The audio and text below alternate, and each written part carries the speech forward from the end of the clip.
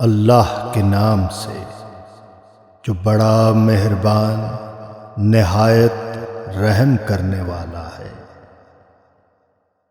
اے بلند تر، اے بزرگی والے، اے بخشنے والے، اے مہربان، تو ہی بڑائی والا پروردگار ہے کہ جس کی مثال کوئی شے نہیں، اور وہ سننے دیکھنے والا ہے۔ اور یہ وہ مہینہ ہے جسے تو نے بزرگی عطا کی، عزت عطا کی، بلندی بخشی، اور سبھی مہینوں پر فضیلت عطا کی ہے۔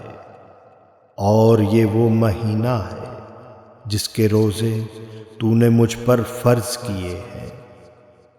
اور وہ ماہ مبارک رمضان ہے کہ جس میں تو نے قرآن اتارا ہے، جو کہ لوگوں کے لیے راہبر ہے۔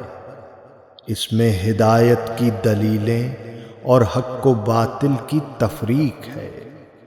تو نے اس مہینے میں شب قدر رکھی ہے اور اسے 1000 مہینوں سے بہتر قرار دیا ہے۔